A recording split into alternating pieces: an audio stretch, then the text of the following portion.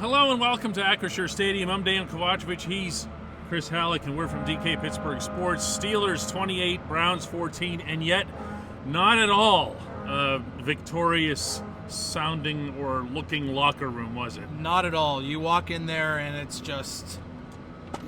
Connor Hayward said it perfectly. It felt like we lost a game. That's what he... I mean, you go in there like 9-8. They keep Tomlin's streak alive. I know you don't like talking about the streak. No, but no one does. They don't either. Yeah. That's one of the. Let's get that one out of the way. By the way, they couldn't care less. There was not a single person in there. Now I didn't talk to all 53, and I wasn't in on all the interviews and whatever else. I didn't hear a single person bring it up. I didn't hear a reporter bring it up. Yeah. It's just a non-thing. This is like a radio talk show claptrap narrative. Yeah. You know, that just doesn't exist. No one cares that they're 9-8. Here's what they do care about, Chris. They got better. Yes. Yeah. I mean, it was always going to be a year of transition. It just always was, because you're going from Ben Roethlisberger, who's been the quarterback of this team for almost 2 decades. You go to Mitch Trubisky at the beginning of the year. You know Kenny Pickett's going to be the quarterback at some point. And it's like, okay, how is this team going to even finish above 500? Much less try to actually make the playoffs, and here they were in Week 18 having a chance to win and be above 500 and make the playoffs. Now, obviously, the Dolphins win. They eliminate them, but still, it's like you said, they got better, and that's all that really matters when it comes to this season. You have to look at 2-6. You have to look at the bye week, and you have to look at the nature of the loss in Philadelphia that made them 2-6, that forced them in a lot of different ways to come together. You want to talk about something that was a common theme through that room. It was 2-6. It was Philadelphia. It was the bye week. It was Najee Harris saying to the offensive lineman, hey, I'm going to sit in your classroom. Do you mind? Yeah. I'm just going to plop myself back here. Don't worry about me. I'll get my own snacks and beverages, but I'm just going to sit here, and we're going to work together to figure out how to make this offense go. And it didn't really go, but it also didn't.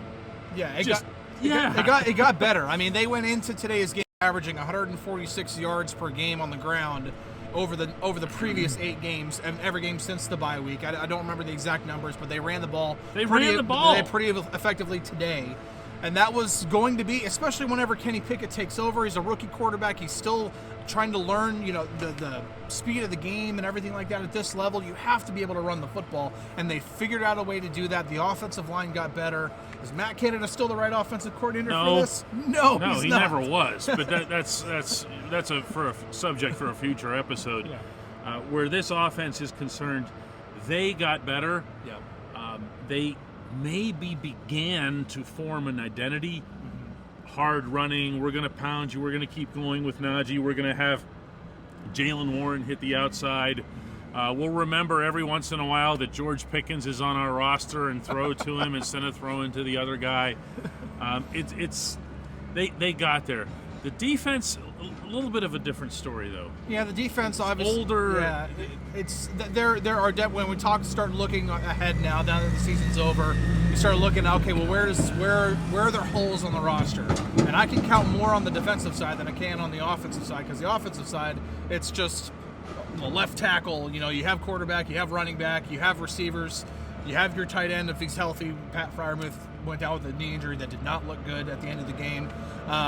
But you can look at defensive tackle. Do they need to upgrade there? Because as good as Cam Hayward still was this year, he's not getting any younger. Inside linebacker, Robert Spillane was their best inside linebacker come season's end.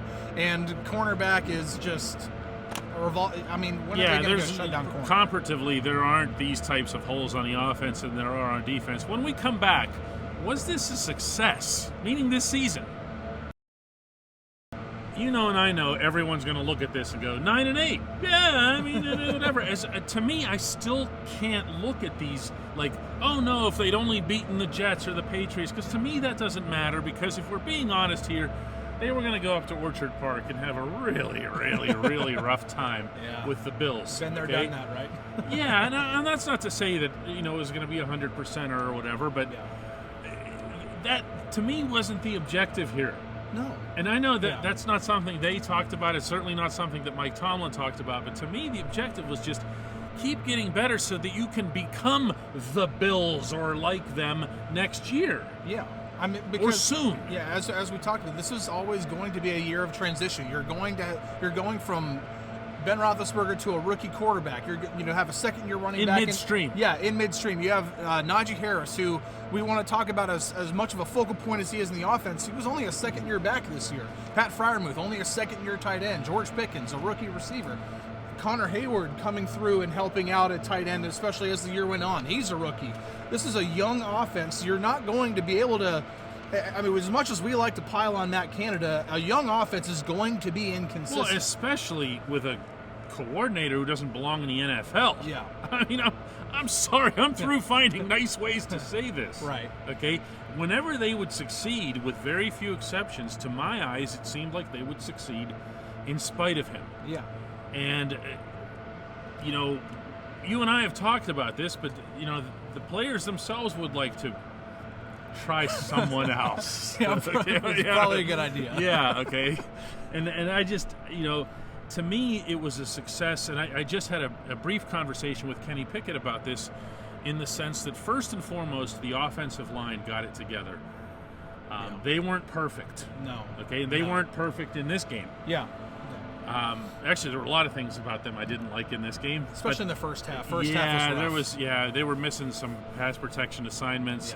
Yeah. They run block well though, and that was throughout. Especially, And that to me, those were going to be two such long-term crippling shortcoments if they didn't improve, meaning offensive line and quarterback, and they both did. Yeah, and I will even say, like, again, I've already mentioned multiple times the transition to Kenny Pickett.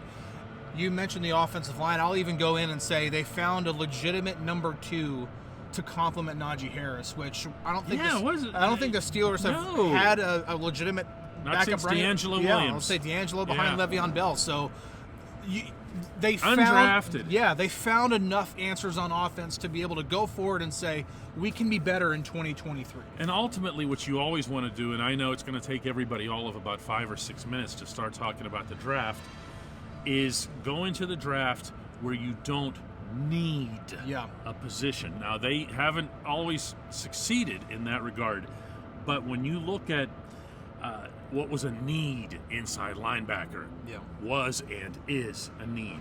I'd still like to see left tackle addressed, or somebody who might be able to move Dan Moore elsewhere on the line.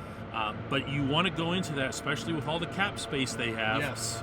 Go in and get those guys in free agency first, kind of like the Miles Jack signing. Yeah, absolutely. And then go into the draft and say, all right, let's just take the best available players. Yeah, that's what they should do. And again, this is what makes this year so good for the Steelers moving forward. You have a quarterback on a rookie deal who's only got 1 year under his belt.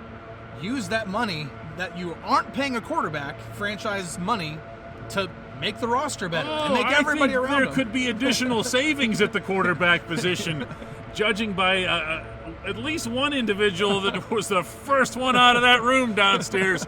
Put your guesses in the comments as to who that might have been, and you'll win a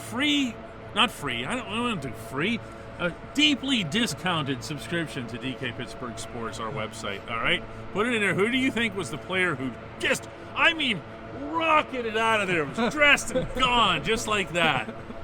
Thanks for watching, everybody, all season long.